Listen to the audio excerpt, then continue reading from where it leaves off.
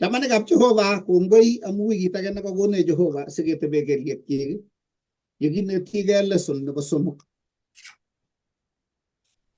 Kotomo ketestai kokamache aborwo kiboitinik chekiboishei tugul sikokatak.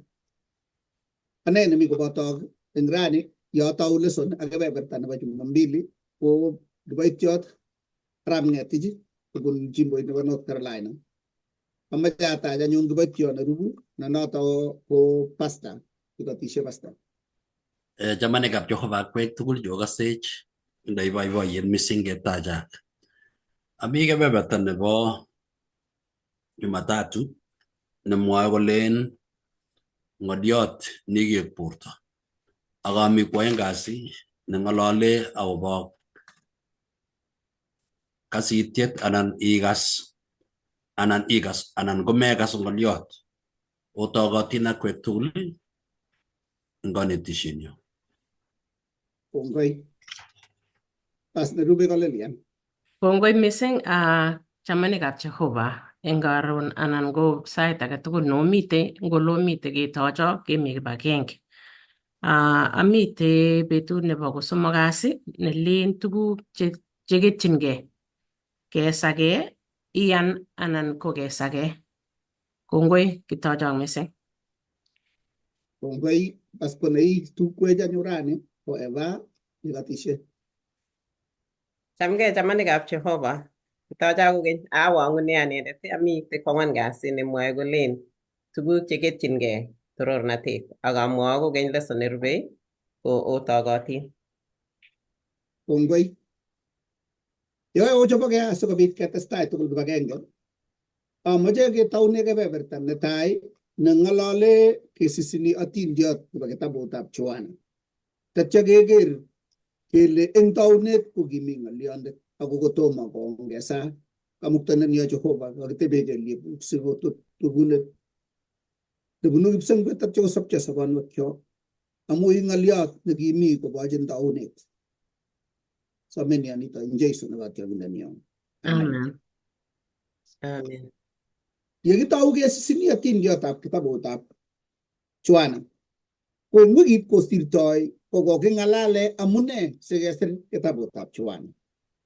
Kounoto ko sirindetab kanetishenyo akoi kakesunetab kitabuni kobor kole amune sikesir kitabuni.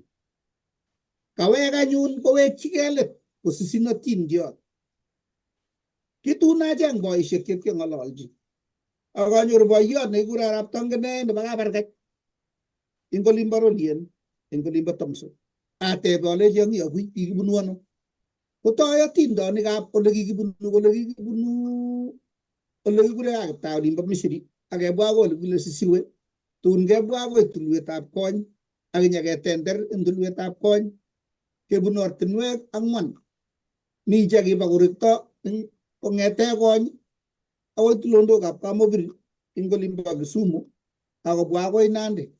Komi chekiba tulondokab Tugen akomut olin kotkotun kawek kobwa sach 4 nyokopcheigei koba Kipsigis kowek kong'et Keiyo. Komi chekitil kobun Keiyo akomi chekibun kobwa kwenuni Kabasar nyokobwa akoi koit Ng'omondok kobwa akoi Nandi koba chun kotugen kong'et Merwete kong'et Kimugon koborwo ole kibwanunda bikyok akoi korotwekab emotinwekyok chekimenye eng Rift Valley. Alechi kokibun ano bichu tugul kolecho ngomwaun anyun. Kole mi chito nekitanye emoni. Kale emotinwechu kokisokol cheu tokurkurok chemi soet chekale mi meli neongoise eng nyanja. Akomi chito nemi barak nekere tuguchuto tugul. Kawek boiyot eng atindonik komwa ole kikibunu ak ortinwek chekibun bikyok. Tatya kowek akoi yaet kole kingitany emoni kitangdandare ak tun komyan chi kale ko ng'alal tany kole atinye kerichek akakonu moitanyu asikobit kebar tatya keamda sutek sikosop chichi kale kolip chichi akosop tatya kotoi kotender biik kong'ete yoto. Kopcheiyo tiong'ik ak biik akoba alake kole kwekung'et alake kobendi tum alake koe kutit age ne konguran ngetuny kwai korot age tugul. Lakini kawek letas kole kotomo keyai yaet koni kale Juana anyun kotomo anyun keit yo kimi boiyot arap taongen ne amache keweke let akoi kotom keyai kipsengwet age ng'ony amu kaname boiyot ine keyai kipsengwet akonyo akoni ko kawek Juana akoi let olin kotomo keyai kipsengwetishek kokale eng taunet tabutab Juana 4 agenge koitit agenge ko kimi ng'olyondet ak kimi ng'olyot ak Jehova ak ki Jehova ng'olyondonoto kimi inendet ak Jehova eng taunet ak kikiyai tuguk tugul eng inendet amu kimakiyai kiy age tugul nekikakiyai nekimayai inendet ak kimi sobondo eng inendet ako lapkeiyet sobonoto akolu lapkeiyet eng mesundeito amaiterter mesundeito. Ngong'ololi Juana eng yu kong'ololjin biik wokik oeng ngomwa kole eng taunet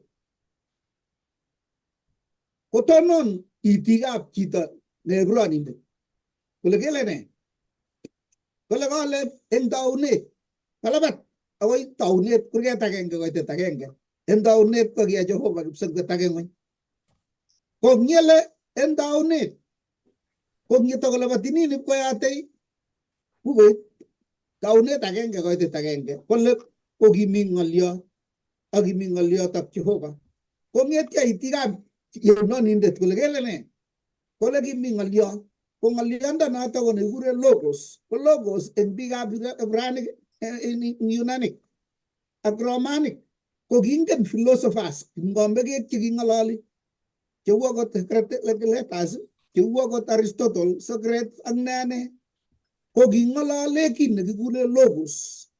Logos inoto ko kale ng'olyot neng'ololi ne logos inoto ko Ngeresa kobunu ng'olyot nekelen logic neka twogunet eng kutitab Ibranik kelen dabar akinyonjo ng'olyotab Jehova kolecho akinyonji ng'olyotab Jehova Jona weritab Amitai akinyonji ng'olyotab Jehova Jeremia koleche Jeremia kotomo kesichin ng'olyotab Jehova neng'ololi nekiyai kipsengwet age ng'ony akityok Jehova kole ingobit lapkeiyet akobit lapkeiyet. Ng'olyondonito bo Jehova neng'ololi logos ne eng logoiwek chechang kelen eng kutitab Yunanik logoi ko nikase cham kolen biik chok oye awe kainip keam logoi ko ng'alalet atindiot nebo kong'ete kokitoi ng'ony kipsengwet age ng'ony ak atindiotab kabutet ak atindiotab kikibunu ano ang'o kikibunu ano amyono ak awendi ano ko nitok takeng'olole akoi nguno. Kitabutab Juana ko kawek atindiot nebo taunetab tuguk tugul eng taunet ko kimi ng'olyot ng'olole Jeiso ko logos ng'olyotab Jehova nekitwek kwai kipsengwet age ng'ony ng'olyotab Jehova nekale kiwalak koek borto koitetab 14 kole yotok akiek ng'olyot borto akinyokomeny kwenunyo tatya keker torornatet ne neu nebo nekikiinegei kobun kwanda konyitat mieindo ak imanit amu kingomi Jehova kipsengwetishek ko kimaimuch koityi chito nekiakobut koyach nyokolach borto akomeng'is ing kwenunyo.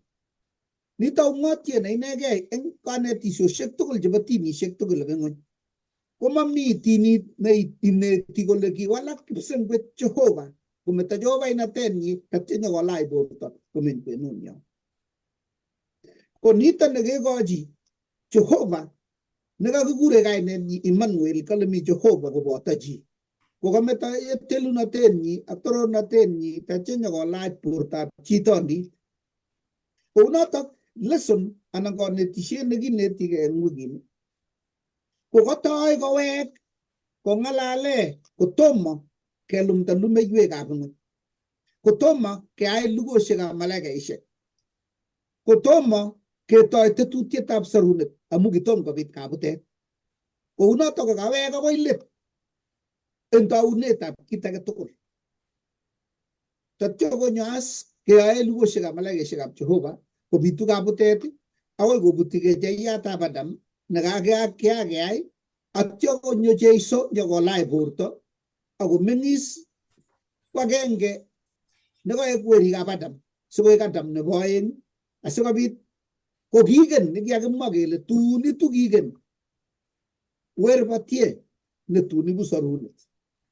Ko noton nemoche konetech eng wikit komugul keng'olole eng kitabut tugul nebo Johana, inendet nekikigen nekinyo tatyo komwa ole kanyo kikisire koba ane eng bukuit nemamanat. Kou notok kit nekakimoche kemetochigei rani ko nekamwa kole eng taunet ko kimi ng'oliot ako ki ng'oliot notok Jeiso. Inendet neilat kou notok kikelchi Ebrainik chekiingen akobo arorutiet yekikomwa bukuit eng taunet agenge koitet agenge kole eng taunet ko kimi ng'oliot ak kiya Jehova kipsengwet ak ing'ony akikaratya ing'ony amatinye iton tatya komwa kole ingolapkei akoek lapkeiyet kole akine Johana akoek ng'oliondonoto lapkeiyet ako kiesio chechang lapkeiyonoto amu kinyonji chechik amatach inendet chechik. Ako eng ichek tugul chekitach inendet ko kikikochi kimnotet koek werik ak tibikab Jehova. Tebutiet nekamache ketebegei, ingot ko taunetab kit age tugul ko ng'oliotab Jehova nesabei nekiyai kipsengwet ak ing'ony, tos kikotwek tegunonotok nebo ng'oliotab Jehova eng muguleldang'ung ako tos kikakotwek iyan? Ako kayanet nemoche sitanyo keker ing yo ko kayanet kityo nebo ile wei anan kayanet neiyoni konyi kotitiegei eng betut age tugul eng sobeng'ung komugul ko ng'oliondonotok nekonin isob ak iyan ak imong'u ak itiegei amu iyoni konyi. Ngotakonin ng'echeret aleini tebe ng'echerani ile wei ayani talan ala itononi kania ile oye mongen kot kotos imuch kosakana buri kototiegei ak atebe ng'ony. Ngilen itebe ng'ony kou ya kelumde korokto ng'emasilen abiko kong'asiagan ko maiyan.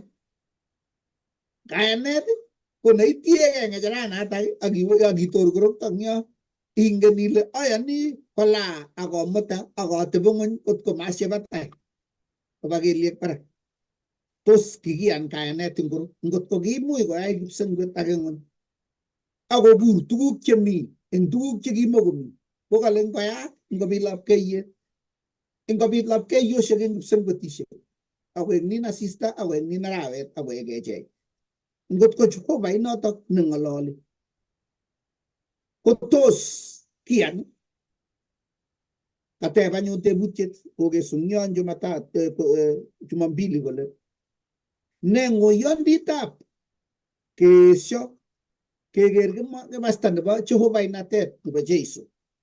Ngot ko kinyonyo kosorwech ako chito kityo nekilach chitondit amatinye Jehova inatet ko ne ng'oyondit nemiyot amu keringet nemaikoksei nekikirorokyi tatyo konyo chito age nematinye kimnatetab sorunet nebo Jehova inatet sikobit kosorwech. Keng'etu ngolotok ko kakobut yundo ak keng'etu ngolot amu matinye kimnatet nyi.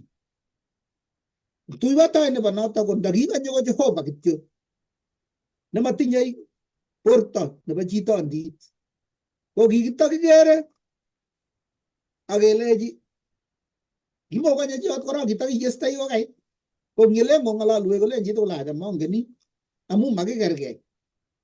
Nginyonye atyo nyokolechi nin amache asorun akasan isubwo ko ngot kolechi chepsireret kotiet isubwo kokere atyo kole kesasa kiro atinye kebebai kunye kebarterta ano. Lakini kinyonyo koek agenge achek aketebi tugul tatyo tun konetech ketariren koboto inendet amu kakochutech sikobit koek inendet kimnatet nebo tarirenet eng sobonwekyok eng kotoretech Jehova.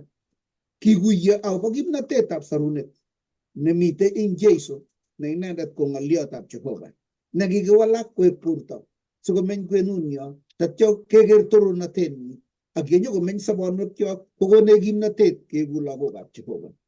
Tos mi chi netinye tebut anan ko ng'olyon netesei eng kebeberta nebo Jumapili ak taunetab sesinetab atindiondoni?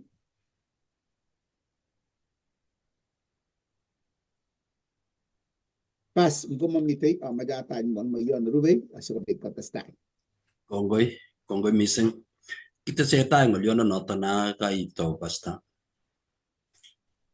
Jona eng kanetisyenyi eng siret age tugul nekisir kou atindonik akobo ng'oliot kokataune Johana ng'oliot eng taunet kole amu kakisoman Pastor atestai kotasoman kataune kole kimi ng'oliondet eng taunet eng Kalenjin kimi ng'oliondet eng taunet neiboru kele ng'oliot ko sobon ne soboni ko kimitei eng taunet ak kimi ng'oliondoni ak Jehova neiboru kele soboni nebo ng'oliot kotindoi tilyandit ak kotindoi sobet eng Jehova nesobe ng'oliondoni amu Jehova akosobe Jehova eng ng'oliondoni. Kimi nitok ak Jehova eng taunet. Komwa eng kawaida nebo somok komwa kole kikiyai tuguk tugul eng inendet ak kimakiyai kiy age tugul nekimaai inendet. Kot komi yaet nekekere eng kipsengwet ak kecheik cheboto asista arawet ak kecheik chemite kipsengwetit olimbo barak ak tuguk chemite emoni tugul ko amu ng'oliondoni. Kemutwech nitok kole siretab Johana komasir Johana sirenyi kotaune Jeiso. Kainet Jeiso kou ye kasir ngisoman kitabutab Mathayo anan ko kitabutab Luka anan ko kitabutab Marko kotaune kosisini akobo Jeiso.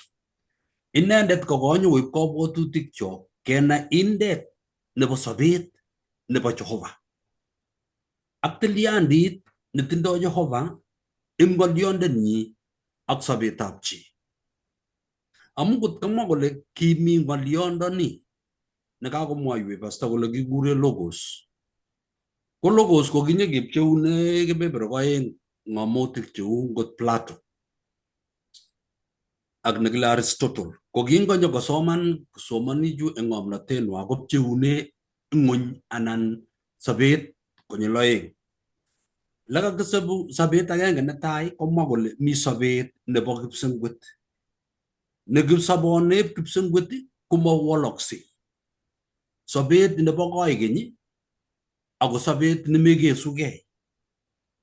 Nebo oeng kopcheune kebeberta kele mi sobet age nebo biik nebo kasarta kitikin ak betusiek tutikin.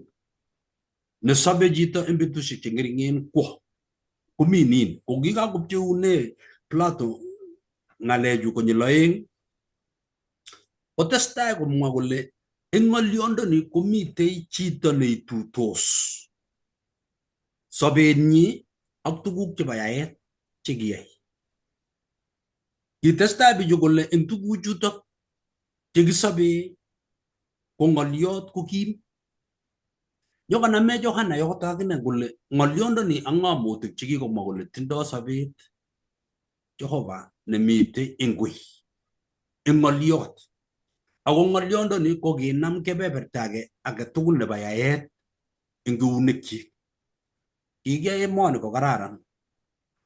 Kingwa Jehova komimi kipsengwet ak komimi emoni kokemas beek chekiriret eng emoni ak ole ngowek beek koba nyanja akochop branketit nebo kipsengwet nokure biik ozone akonde barak yung somolilu asista mising kobel biik.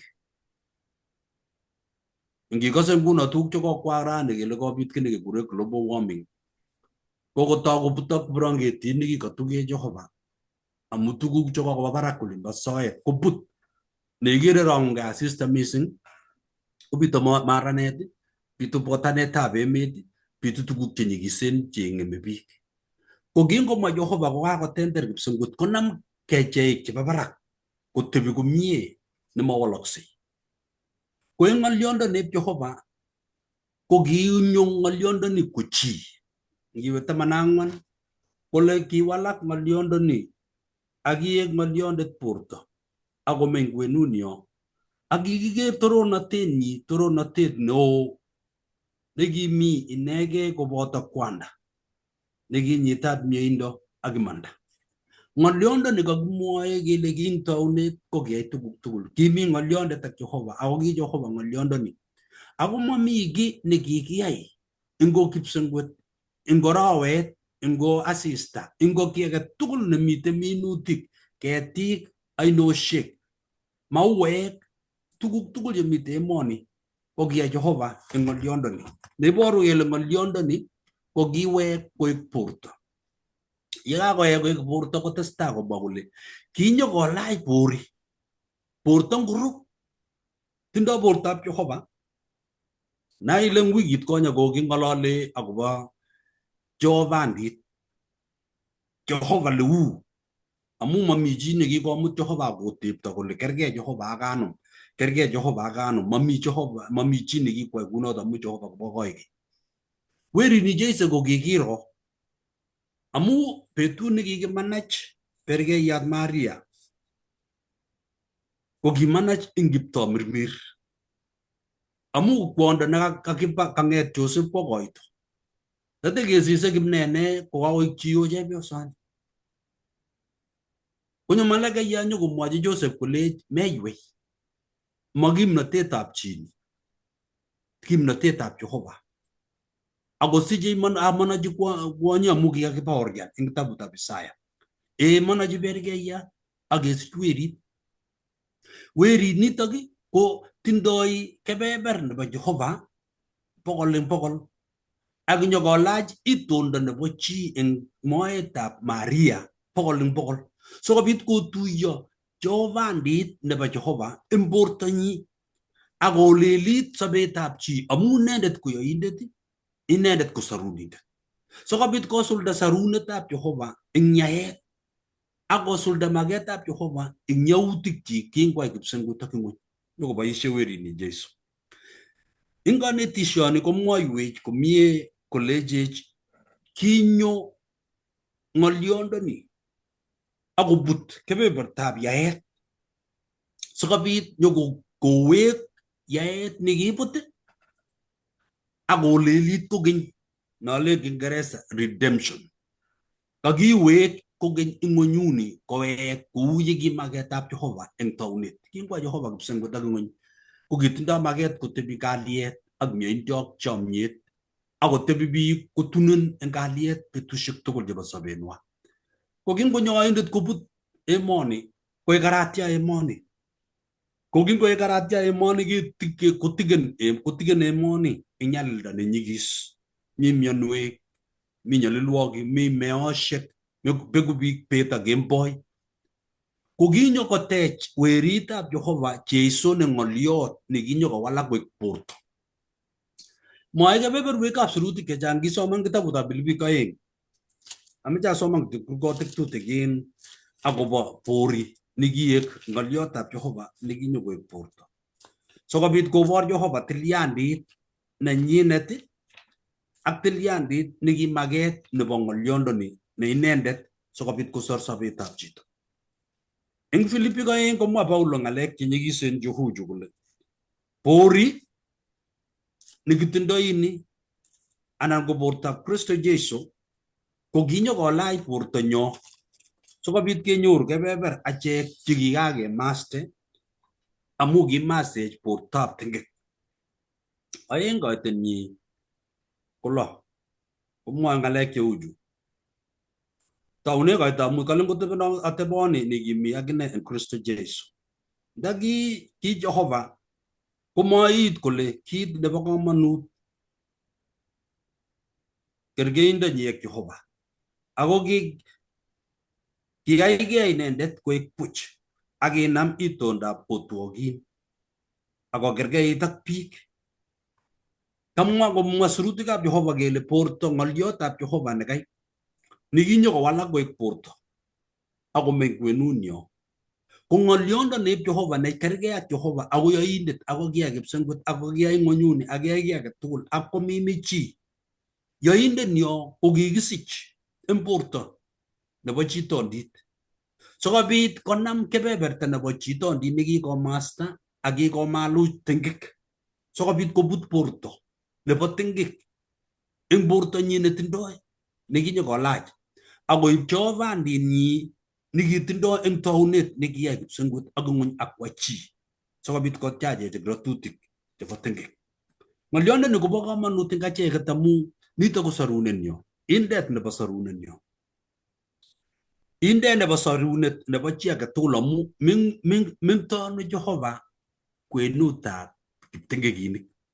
Ako makoi telel Jehova en taitab tengekto. Moiwen Kiebraniik 12:28 kele Jehova ko maat neigesu. Makoi telel tengek en taitab Jehova amu kimnotet ak torornotetab Jehova kogesu ak komaluchi tengek. Ko kingonyo Jeiso en oret agenge koborwech en ng'olyondenyi kele kinyo ng'oliotab Jehova ne Kristo Jeiso koek borto en achek sikobit kobut bortab tengek nekikolachech kenyisiek tugul. Akotiachech en sobenyi nekonyekesich kokergeit ak biik tugul amu kingesich Jeiso ko kong'eten nemining ako lakwet nemining ko kikose rubet, kiame rubet kou biik alak, kou yo ame rubet. Kikose king'wan en borto. Ngwo sokoryai koita anan kokwer koita ko kikose king'wan. Ko amu kitindoi kebeberta nebo chi age tugul ak kitindoi ngot neregek. Ko achek en kasarta age tugul tab kenerechi. Kot komi kiy nemakararanit kekose kobitu neregek ko amu maget nebo bortab chito. Ng'olyondoni ko Jeiso. Ne Jeiso ko weritab Jehova. Jehova ak werinyi ko agenge. Tilyandit ak Jeiso ak Jehova ko agenge. Mebestosi Jehova ak werinyi. Ko amu makibestos Jehova ne ng'oliot. Ne ng'oliondonoto komi en werinyi. Ako werinyi ko ng'oliot. Koboru kele ng'oliot ak Jehova ko kinyokomutwech Jehova en werinyi sikobit koityi likimakomuchi koityi Jehova en sobetab chi. En sigetab Jeiso Kristo nekiek borto ko kikonech komonutiet keweke kokeny keigu lagokab Jehova. Ne nguno ketindoi taitanyo werinyo neo ne Jeiso. Ko achek ko kiwerik ak tibik chebo kap Jehova amu Jeiso. Tun komutech Jeiso en taitab kwandanyi kolen oronju tupchosiekchuk ak chepkametisiekchuk chekiamong'u icheget en oretab yoityo konenet ko ng'oliot. Ngoen kasi sikobit komi chi nemoche kotes kemi ng'oliot nelen tos kikasak ng'oliondoni, kikose ng'oliondoni, kikuitos ng'oliondoni, tos kikuitos anan makikuitos. Ingiwe kitabutab Yohana 1:9-13 ko ng'ololi nekit ng'alechu koketyingei kibagenge. Kang'et Yohana en ng'alalenyi kole tos mi biik cheikuitos akobo ng'oliondoneb Jehova amu kakikemwa kele Jehova komi en ng'oliot ako ng'oliotab Jehova ko Kristo Jeiso. Inendet kole ng'oliondoni ko kiyob lapkeiyet ak koluchi biik. Amune siko ki kristianik ako ki koyonik komu kikoluchech ng'oliotab Jehova ne Kristo noto. Terchinet nyo ak koyonik alak chemeyoni kristianatet, imuch ko biikab Islam anan ko biikab Maindik anan chesoe konomunik anan ko biik chesoe chepsogeinik. Ko terchinet nyo ak icheget ko amu ng'oliondoni ko lapkeiyet neiluchin mugulelwekyok cheimen chetindoi kimnotetab yoityo. Ko ngakolu ng'oliondoni en achek kokonech konyek chekikere. Kimwa kole ingen ile sikekerte komong'amote kole sikekerte kokalil konyo korok lapkeiyet konyekyok. Ko ngonyor korok netai lapkeiyet konyekyok koker konyekyok le kotokyingei lapkeiyet amu makoi iker eng imenindo. Ngomi imenindo komekere kit amu tuis makoi iro kiy age tugul. Ko amu kalile kolu lapkeiyet eng achek kokonech kimnotet kero indetab kiyotok. Ko kamwoiwech sirutikab Jehova komie kole kiilu ng'oliotab Jehova eng koitetab sogol. Ako kinyonji chi tugul neiboru kole mami biik chemanyor lapkeiyetab Jehova. Ako chang anyun kokeny chemakase ako mameche lapkeiyot nemeche kotebe imenindo. Kakuyenyo eng kitabutab Romanik 9:11 ngisoman kurgotichoto kongete 9:11 komwoe mising akobo likikiesyo Jeiso ko lapkeiyetab Jehova. Amu kingonyo inendet ko lapkeiyetab Jehova koluchi mugulelwekab ichek chekikasit. Mising ko icheket chekinekite emetab Yahudik. Yahudik chekicham kondo kabwatet ko kiker Jeiso ko chito age. Ko kinyokolu Jeiso sikobit kobor icheket tilyandit nebo sarunet akomut icheket sikoib bororiet nebo netabanat eng taitab Jehova akotoret bororiosiek alak chekimite sangutab bororietab Yahudik eng sobet nyi. Ko kalunet nebo Kristo Jeiso ko kinyokokonech tilyandit nebo ng'oliotab Jehova singean akekasit ng'oliondoni kesoptosi. Ngomakikasit ng'oliondoni Jehova ketebe imenindo. Nakamwa kole tos kikose anan kieshoi ng'oliot. Ane ng'oliondoni ko Kristo Jeiso. Nitok anyun kakonech cherset kenai kele angami kiy nekekure kayanet nenyolu keyan ko kemutech nguno eng kanetisiet nerubei nebo somok kasi. Ako kakasistin mugulelwekyok kenai kele ne nekeyoe anyun, tos kikose ng'alechu ko tindon, tos kikose ng'oliondoni ko tangoi.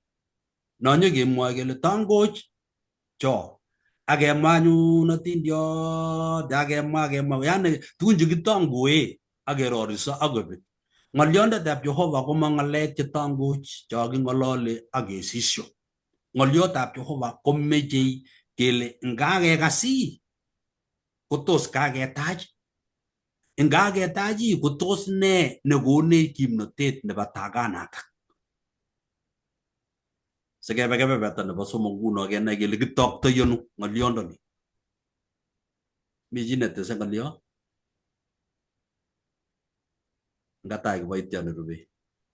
Kongoi Pastor amu kausisin eng ng'alek chekaking'olole eng betutab rani. Ko ketesetai yotok kamwa Pastor kole ng'oliondoni kemeche kenyoru eng kitabutab Johana 3:16 abwati ale ngemwa kele Johana 3:16 ko chitugul ko kakwa metit yotok akomwa kainyoru ing'alale nguno abwati ale kaitar yotok Johana 3 nelen kiamu kiyai Jehova anan kicham Jehova ng'weny mising.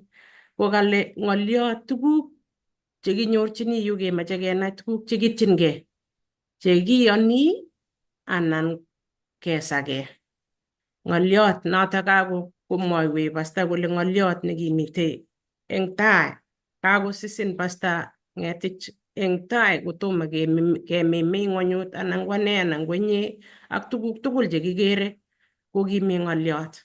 Ko ngap kesomani Johana 3:16 komakisirte eng yotok ko ameche kesoman rani koite 3 akoi 3:16 ak ameche kenyoru kora eng Johana 9:35 akoi 41 asikenyoru eng yotok ng'alek chekikere kele ne ng'alek cheng'olole Johana nyokomwoiwech chekaketchigei akobo kiyan anan ko makiyan.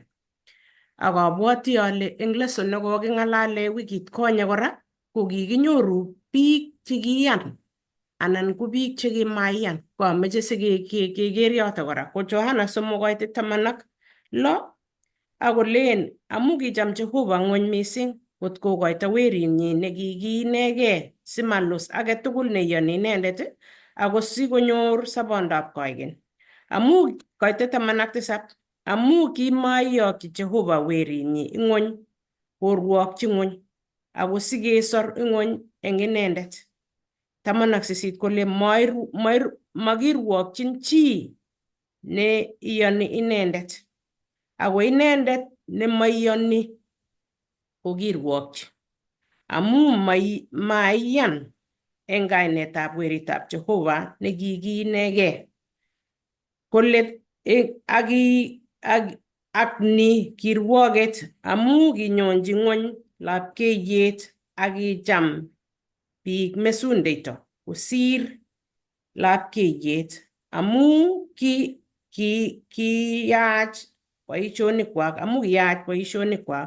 amu wechei lapkeiyet chi tugul ne yoe yaityo amanyone inendet ole mi lapkeiyet simang'ogis boisionikchik, ako nyonei ole mi lapkeiyet inendet neyoe imanda, sikobit kibarta boisionikchik kele kikiyai eng Jehova. Abwoti ale kakekas eng yoto kele si inyoru kayanet. Kikinyoru eng yu biik chekingesoman kou Nicodemus eng kitabutab Johana 3. Nicodemus ko koyan Jehova kot konyo Jehova Jeiso konyi. Kimakotinye kayanet, ki inendet ko kikiititoi biik chekiyachen. Kenyoru eng yo ibwoti chito nekimitei ainet anan nebo Siloam anan ki Bethesda. Eng yon kikakotebi kenyisiek 38, kimakomi chi nekaokta yekawaskei beek asikobit konyor kanyoiset. Ko kingonyo Jeiso ko kinyokonyor ako kiyan ako kisop. Kenyoru chepyoset nekimi oinet yani nakilen twekchin ng'o chepyosani ko yani chepkukonyo nelion kimitei ak boisiekab biik alak, ko kituiyo ak Jeiso ako kile Jeiso koe beek chemariru, ko kiwo ako kokakonyor Jeiso ko kiwo ak ipkomwaita. Inyoru ile kinyor kayanet nekakemwa kele kayanet nengokakiyan ng'oliondonoto ko ng'oliot netogu boisionikchok. Ng'oliot nekakaiyan ko kaiyan agenge, maisokee iyoni ile ngutos kora anan kiyan kekonin rani ko mutai ibwat. Inyoru eng yu Farisaik ibwoti kijanayan nekoking'alale eng wikit konye nekikorat ako kimime Jeiso ng'ung'unyek kitangwar ang ng'ulekchi akoile akilechi ui akoi aino ibiun akiweke. Kotieng'e Farisaek kocheng Jeiso, ako bichu Farisaek ko biik chekata icheket kipsomaninik cheelewani ng'oliot. Ko nekatalechin kotebe kolechi katoretin ng'o ikerte, akotoi kotebe sigikab kijanayandani. Ikere eng yu ile mitei kimuchi ketinye ng'oliot lakini kora komakiyoni. Kenyoru eng lesson nekobo wikit konye kora koboe Jeiso biik 5,000. Biik 5,000 chekimitei yoto ko kile kiyan, kibwoti malaikchik chekikwong'yo kole Jeiso sikebaite ano akot ndakinyoru ketindoi mshahara chebo dinari 200 komayome keal mukatinik kebae bichu. Lakini kingen Jeiso tuguk cheimuche koyai, lakini kimache kotyem. Ako akoi kole ake ngomi kijanayat age netindoi mukatinik chechik 5 ak samakinik 2. Ako kiyai Jeiso koberur ako kale kikur Jeiso amu inendet ng'oliot nekimitei ak Jehova ko kimayai eng yani kamukenyi ako eng kamuktaet nebo Jehova. Kikur ako kiberurok mukatinik kikibai biik koyamgei, mami chi nekelen oye katorerwo. Ikere eng yu ile kora kimi alak malaik chekimuchi komusmus komosmos ng'olyot. Abwoti ale kinyoru Juda nekimito ak Jeiso kwala maliyat.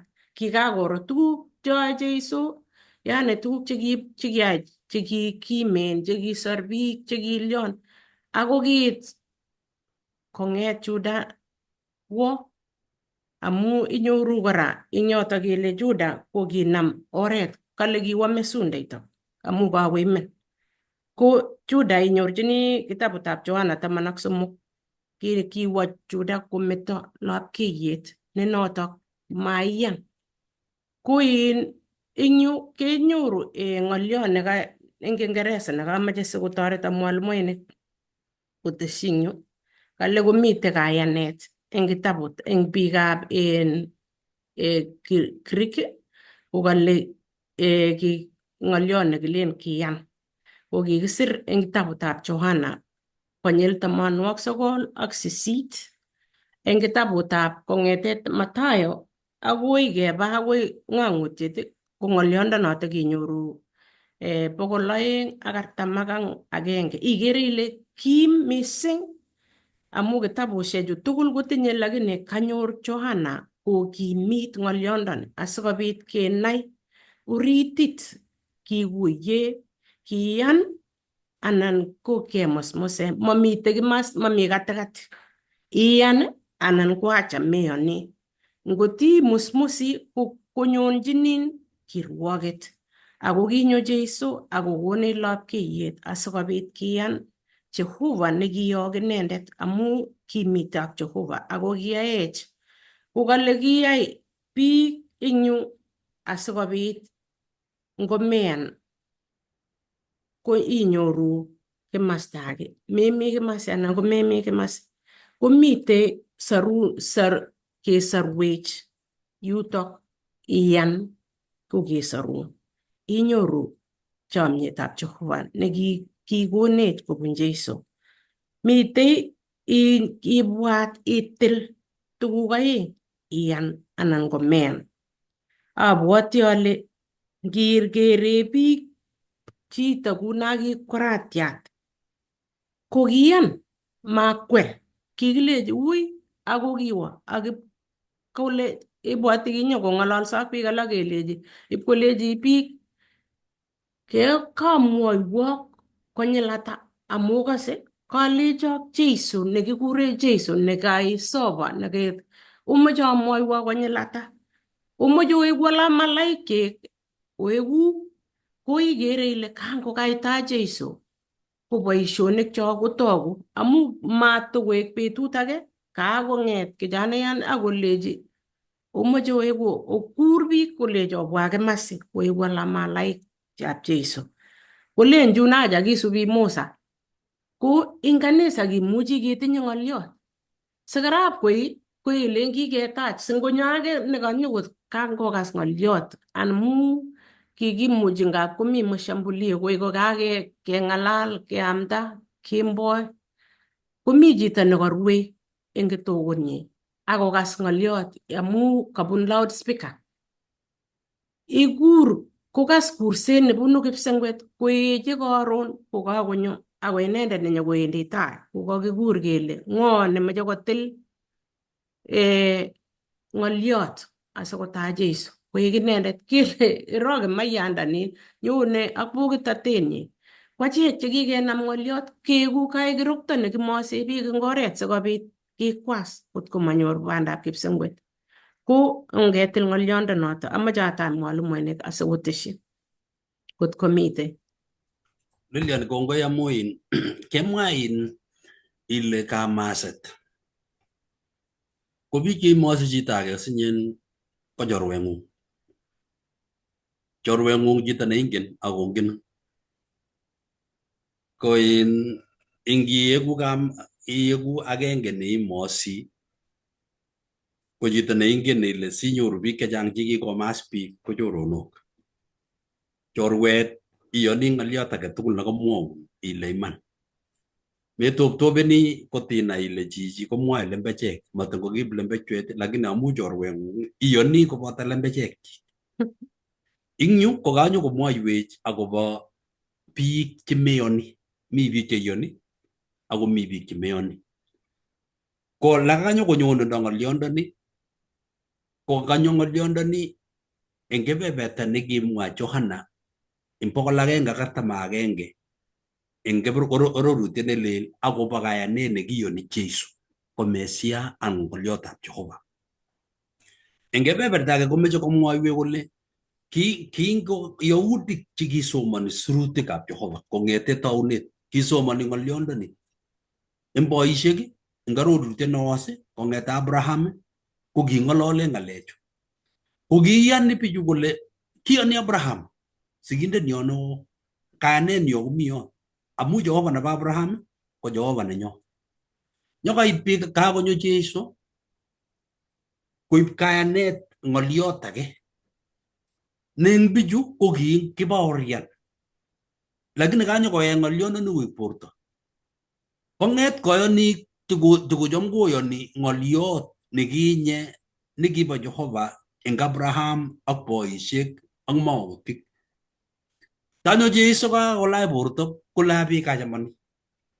Kopcheak anyun akewech atindiot nemakeyoni amu kitindoi pichait, kitindoi kabwatutik kele lenyonendoi chichi netun koiku ng'oliotab Jehova konyone kouni, kitindoi lekikapanganda.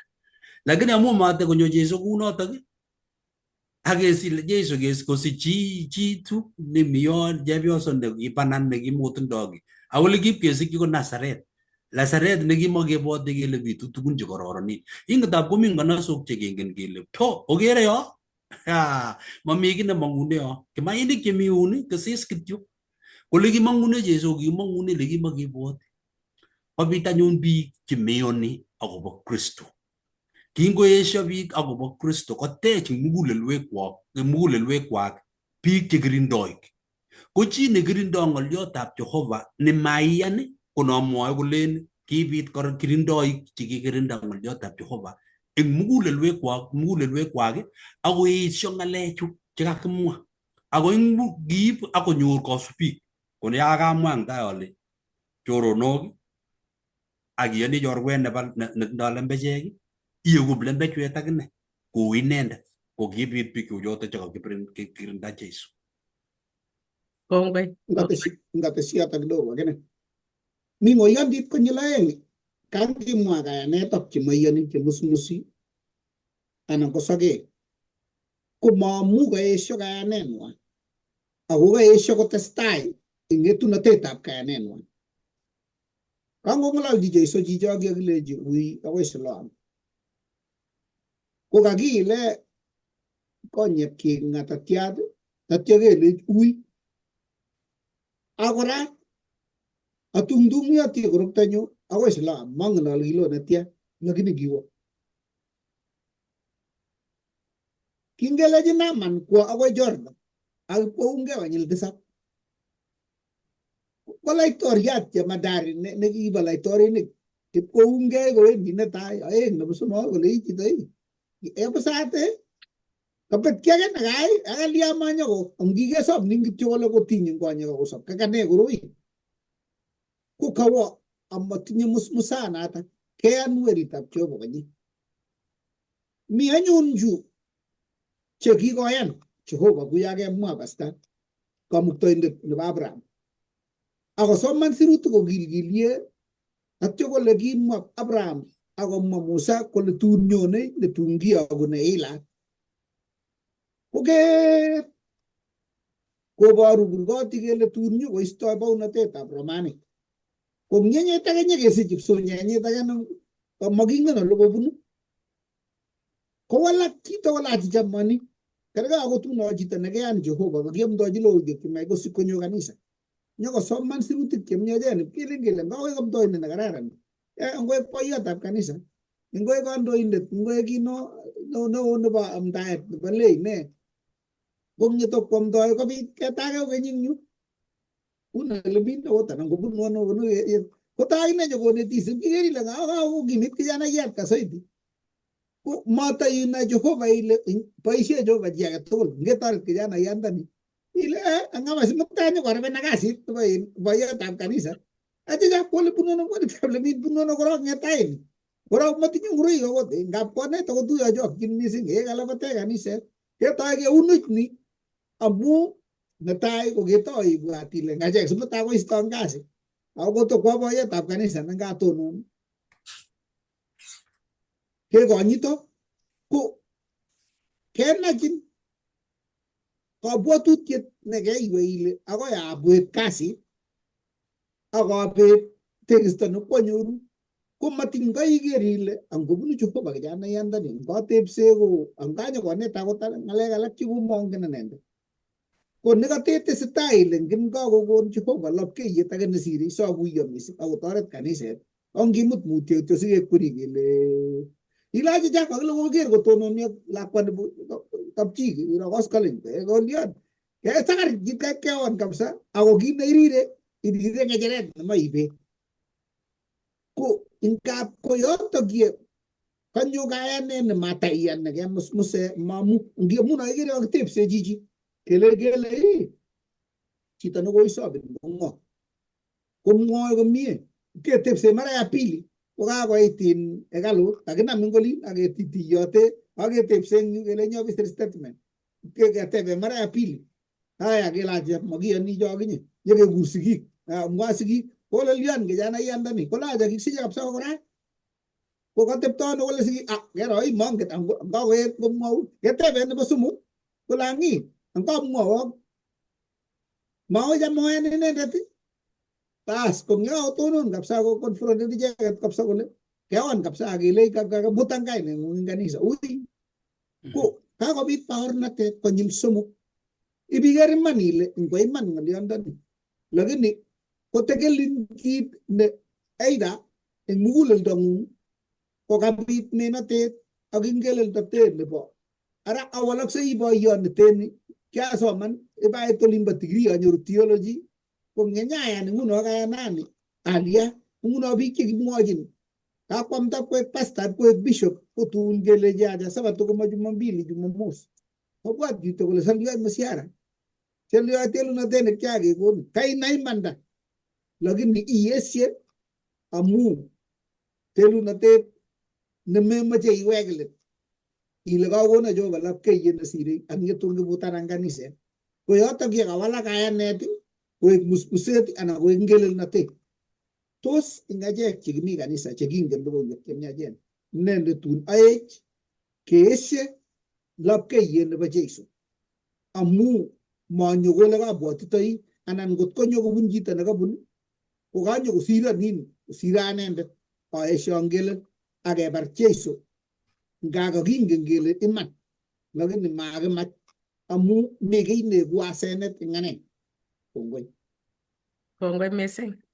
Atoche Eva sikotestai kora eng tuguk che komwoiwech ale cheketchingei eng kimasta nenyinet.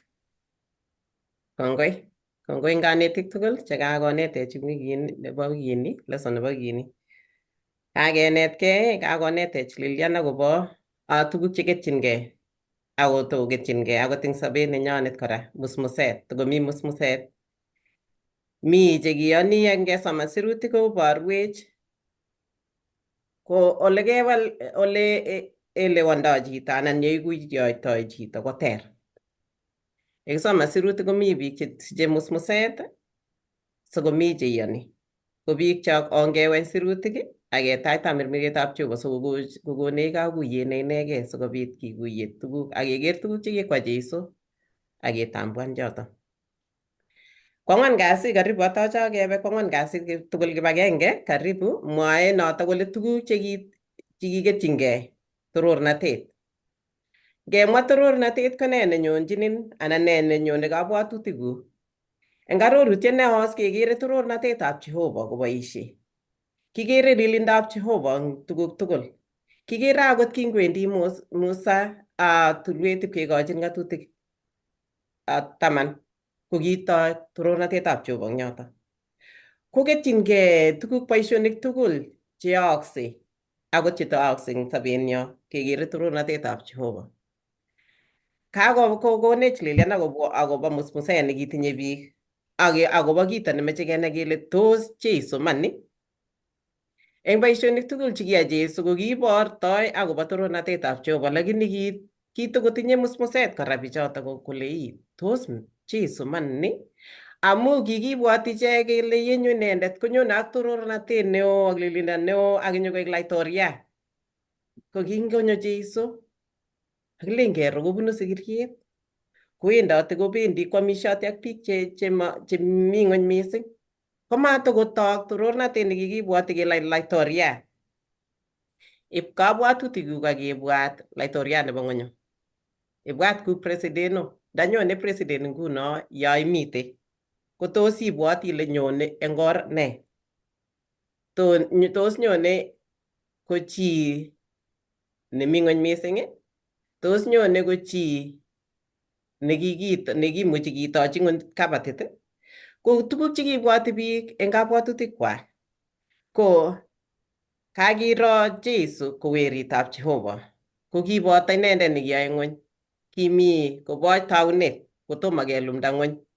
Ngesoman kitabutab Johana 17:1-5 mwae noto kole kimwa Jesu ng'alechu konyal kipsengwet akole, Baba, kakonyo sait itoror wering'ung sikotororin werit, kou yekikochi inendet kimnatet kobo biik tugul, sikobit kokochi sobondab koikeny tugul chekikochi inendet.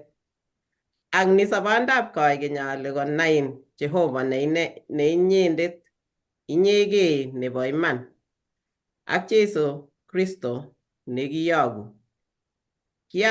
Kiatororin eng ng'ony amu kiakesu boisiet nekikono ayai. Choto ko ng'alekab Kristo cheking'alal. Kingomwa kole itoror wering'ung, komelen kele kingomwa Jesu korok kole kakoit sait, kokimwa akobo kakartatenyi, meenyi ak ng'etienyi. Sait kokimwa akobo kokesu boisiet, kokesu boisienyi nekikakikochi mission kingonyone. Kasarta ne kisuldae boisietab sarunetab chito. Kingomwae kolenjin kwanda kotoror inendet ko kimakocheng'e torornatet nebo ng'ony anan kalasunet nekilosu inendet ketoror inendet koek chito. Kimache kole kobarta oletee chomyet, oletee mieindo, oletee rironosiek ak kobarta imandab Jehova komang'une kokoitoenyi bogei. Meet ak ng'etiet ko kibo kobarta torornatetab Jehova. Kibo kobarta torornatetab kwandanyi. Nito koboru kimnatet, koterteri tengek ak meet ak kokon sarunet nebo ng'ony tugul. Kiyai Jesu kounoto sikobarta torornatetab kwandanyi. Ngesoman eng Johana 2:4 komwoe ng'alek chekimwochi Jesu kamenyi. Ngesoman yoto kolen, akilenji Jesu inendet chepyosoni, kiting'egei ne ak inye tom koit sainyu. Ko ngiwe kora Johana 7:30 ko kimwa kole kiicheng anyun bichoto konam inendet, amanam chi inendet amu kitom koit betunyi. Johana 8:20 komwae kole kimwa inendet ng'alechu eng ole kikonore silingishek yekinetishe eng hekalut, ak manam chi inendet amu kitom koit sainyi. So chu tugul chu kokakomwa saishek, kakomwawech chutokchu akot itestai isoman Johana 12:23 ak Johana 13:1, Johana 16:32 sisomanchigei cho tugul cho. Ko kimwoe akobo sait nebo Kristo, sait ne inegei nekibo kenam inendet anan kobarta torornatenyi. Ing chu tugul kairo ile makinam inendet amu kitom koit sainyi. Tuguk tugul chekityem akot kityem biik chekimache konam inendet akikartat inendet akeusaus inendet, lakini kitom koit sainyi kokes boisiet nekikochi Jehova kwai, nekikochi kwandanyi kwai. Ko maak chotok, mait akot kenam inendet. Akot chuto kotebe Maria komwochin akobo divide chekakobek. Kolechi tom koit sainyu. Ko kingen Jeiso kole nyone sait ne ibortoi torornatenyi. Ne ebeit inendet akoi kotwoisi anan koges boisiet nekikakikochi kingonyone ng'ony. Kimurtoiyot ko ki saitab torornatenyi. Kit nebo kiptubotoi ng'olyondoni amu kemwa kimurtoiyot eng betusiek chekibo betusiechoto kome chito eng kimurtoiyot ko ki kit nekibo tewernat mising, ki kit nekibo aibu mising. Kome nekibo Kristo ko kibo ng'ony mising, kime mee nekibo tewernat mising, lakini kitok torornatetab Jehova eng mee noto kibo kimurtoiyot. Eng chitondit ko kime Jeiso eng ng'wonindo nekio mising. Kiwach inendet amu kikisas mising ak kinyalil mising. Kikose kele eng chitondit ko kiwach inendet kole Eloi, Eloi, lama sabachthani. Yekiwech ko kimwa kole Baba, Baba, kalya asibakakta. And yet at that time ko kiborto torornatetab Jehova. Matin ko kimi eng ng'wonindo, ko kingen ine kole kibune ng'wonindo ne inegei. Lakini kisikosulda torornatetab Jehova ko kiyan kokokoitogei asikobit kolach tengekto tugul nebo ng'ony. Torornatetab kimurtoiyot kesomani eng kitabutab Luka 23:32 akoi 49. Yuto yemi sarunet, rironoshek ak kakochinetabgei nebo weritab Jehova. Kokonugei ak kosuldae ng'olyot nebo kwandanyi nekile awendi asibosor. Ko ngesoman kitabutab Luka, sisomanchigei choto Luka 23:32 akoi 47 ak isoman kora Johana 19:25 akoi 30. Kiiboru torornatetab Jehova eng tewernatet neo. Koloe tengektab ng'ony, ko kakeuto inendet eng kimurtoiyot. Komelen kele kimee nenyalunot. Inendet nekikikere ak kikibwotyin kele nyokolumdoi torornatenyi anan nyokolumdoi baunatenyi eng ng'ony. Ko kinyokome eng tewernatet, lakini eng tewernatanoto ko kitororok Jehova eng oret nekisarune kiptengekyot. Ibwotyigei inyegei akobo meetab Kristo. Ibwotyigei akobo torornatet nekitok eng kimurtoiyot. Tos ikere noto ko ki kaming'inetab Kristo nekikongei asikobit kome akotwoisi anan kotar kosuldae sarunetab chito nekikasub kochop kwanda kole asaru icheket chekime eng tengek. Mee nekime Kristo ko ki mee nekitakimee. Kakenai yu kele inendet kimokobetyin kiy kwai, kimokobetyin Jehova koyo ak malaikaisiek ngome eng kimurtoiyot. Kocheng malaikayat age tugul nyokosor ng'ony. Ako kiyo kwerinyi noto nekiinegei nekakekas kele kiparticipaten inendet eng yaetab ng'ony. Ki ng'olyot inendet ako Jehova kora. Ko kakinetkei tuguk chechang. Ko ketoroti kikere kele Jeiso Kristo ko kibiritab Jehova nekitilil nekimokotinye tengek age tugul. Mainet tengek akot kokinetkei eng lesson nekitai nekikosirto ko kibor ine kole eng tugul ko mami kiy nekiayai. Mami tengek age tugul. Nga kikityem kikikyi inendet tuguk tugul cheyachen kele kikobut Sabato, kikwai ine kakonyois eng Sabato, ko kimokomi kiy age tugul nekiyai. Akot kingoit akot kakimut taitab Pilato, kimut taitab ko kikinyor inendet komatinye tengek age tugul, lakini kime ako kikiuito inendet eng kimurtoiyot. Ngesoman eng Johana 10:32 komwoe kolen ak yekiuita eng ng'ony amutyigei biik tugul. Ko kingouto Jeiso eunekyik eng kimurtoiyot kobor kole kakokeskei sarunet, ko kisor biik tugul ak kisarendan akome eng kimurtoiyot akobo tengektong'ung ak tengektonyu. Tos ne nekakinetkei eng lesson nebo rani? Ameche akochi kiboitinik chekabo rani komwa chi tugul kit agenge nekanyor eng lesson notoune Pastor Ng'etich. Tos ne akonin 1 minute chitugul. Ne nekenetin lesson nebo rani? Ne nekenyoru eng lesson nebo rani? Kanyoru ane ale inendet neki Jehova kokimeto telunotonotok tatyo nyokomeny kobote nalen bukuit kale kinyokotech hekalunyi moinget eng orititab kinyo pilech kinyo nyokotebi akoi kokwenyo ak nyeketebi tugul eng chepkemaliat ak keam kimnyet tugul ak ketebi kobotech ak koek agenge eng werikyok tatyo kosorwech achek chekiakechubech chekikimi ng'okit nebo Chiyos kobunji kai atya tun kome meet nekiib ng'okistab kai akoek nekendoiwech kamanda nyokoek kapchemakari sikosopche kapchemakari chekiakesub. Amen. Kongoi Lilian. 1 minute. Kongoi mising ingen ane atyeme amwat atindon nekoi lakini atyeme kokonwakit. Ko kakona aker biik ko nekit ko biik somok, biik chetomo koyan Jeiso chematinye kayanet age tugul anan ko biik len mongen mami Jehova. Ako mite biik cheiyani Jehova akoyani kabisa yoe magenyi.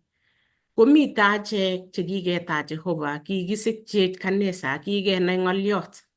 Lakini acheket nekaker ale ng'wan amu acheket che rahisi komong chekabunu olimbo sang koit kipsengwet kosir achek chekiketach ng'olyot. Amu ngiro nikelach akero pastayandani mae komwai komie.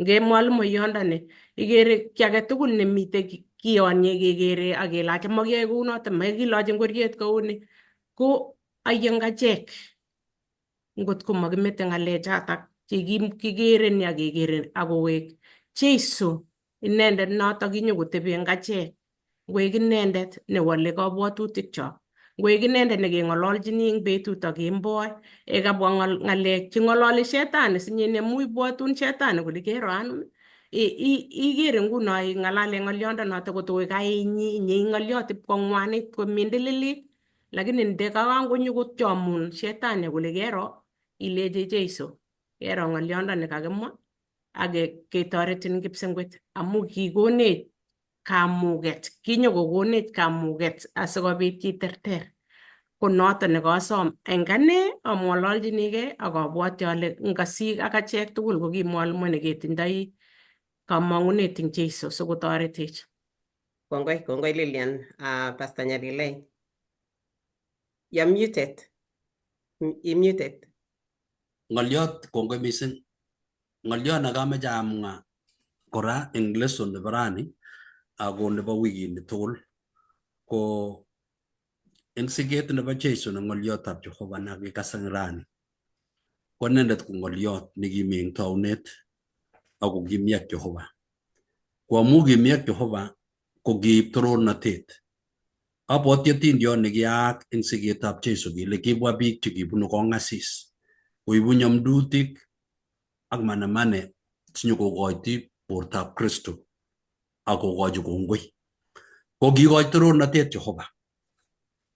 Ko kingokochi torornatet Jehova eng sigetab Jeiso ko kikokes Jeiso akine torornatetab Jehova eng kimurtoiyot nekimitei nekingomeng inendet kotoror Jehova amu matokoistogei eng tetutiet nebo sorunet.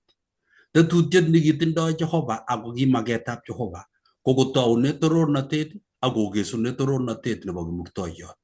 Ne torornatonotok ko kitindoi torornatet mele kitindoi laskeita lakini kitindoi kaming'inetabgei. Ko kaming'inetabgei nekiming'ingei Kristo matin kakikerit, matin kakitor, matin kakinde ngatiet nekibo katok komuita akoi ng'wonindo nebo kimurtoiyot sikobit kokonech torornatetab Jehova nekibet atkinye eng taunet. Ko kingokakonech torornatoni koleche Jehova oyan. Ngayan Kristo eng muguleldonyu angen ale kanyoru katiaknatet eng sobenyu nebo ratutik chebo meet chekikolanda awo bitonin aistoegei oretab Jehova. Kito nekamwoiwech komie koek kerkong'et ko ye kakomwa Lilian meche aketyigei ng'olionoto kokamwoiwech kole oripkei anyun ak koek eng kayaneng'ung. Moan ng'alechu otindoi saket, amu ngiyan ng'oliotab Jehova itindoi saket, iyoni ile mi Mungu, iyoni ile mi Jeiso, lakini eng muguleldong'ung komami ng'alechata. Mi sang'utab kuting'ung ako mi kabwatutikuk chebo naet, lakini eng muguleldo imi sang. Kokasome ale eng ng'oliot nekakuye eng rani kotoreto anendet ayan ale kiayan Jeiso. Tos atindoi eng muguleldo anan ang'ololi yo kawe kanisa aname Bible aname lesson akobo alechi kiasibu, lakini eng muguleldo kakikerin mutai kelen mutyo bikyok. Angomami terchinet ni ak kimaiyat age anan ko chi nang'oe korot age, ko ngotorete Jehova kwai ng'oliondoni kit nekimeche Jehova kwai eng achek, kowekchei toronatetab Jehova keeku lagokab Jehova. Kongoi missing. Kongoi eng summary nekawai. Ameche awang'une kitabutab Johanna 12:46. Kale kianyo aibu lapkeiyet eng ng'ony, simakotebye eng mesundeito chi age tugul neiyono. Ngotaketyi noto ko kianyo aibu lapkeiyet eng ng'ony, simakotebye eng mesundeito chi age tugul neiyono. Ongemong'une mesundeito biikchok akemong'chi lapkeiyet nekikokonech keker, kebunate, kebendate lapkeiyet. Ngondoiwech Jehova eng wikini, ongebendate tugul lapkeiyet akesich Kristo eng sobenyo akenai iman kele kitinye Jeiso eng sobenyo akibarte. Kebwotwo tiendo Evan alen omang'une mesundeito akomong'chi lapkeiyet, omang'une mesundeito akomong'chi lapkeiyet, ole mi mesundeito komamite lapkeiyet, ole mi mesundeito komamite lapkeiyet. Kongoi. Amen. Ongemong'une tugul mesundeito akemong'chi lapkeiyet. Amatwa ngiberbergei, ongesich kou yekamwawe Pastor Nyalile kele ngitinye Jeiso eng muguleldong'ung komeany koek kityo nemi kutit kityo, ngoek personal, ngonyo komeny sobeng'ung.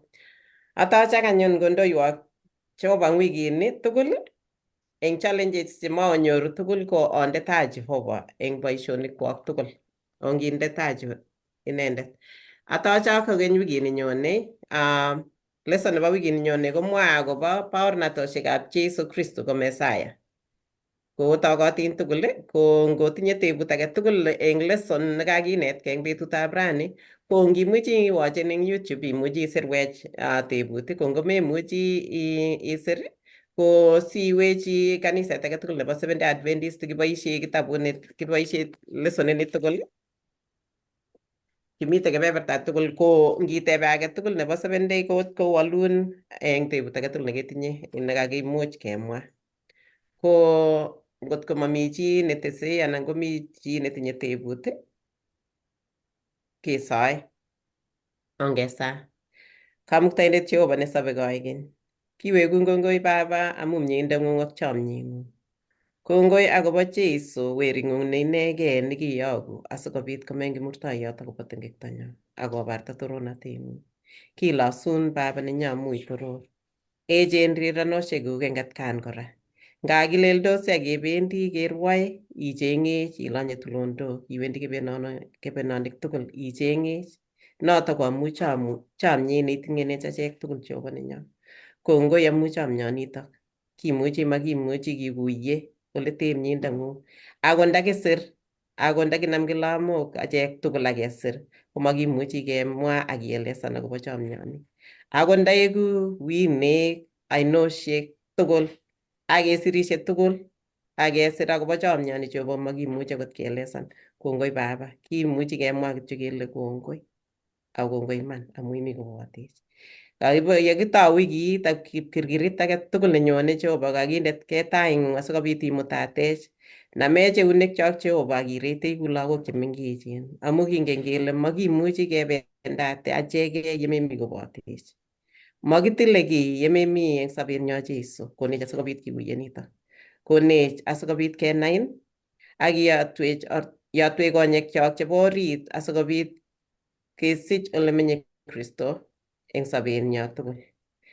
Ara kakindegei taing'ung Jehova asikobit eng tugul chekakinetkei eng betutab rani koek cheteche chotok ak keitchi sobondo nebo koigeny.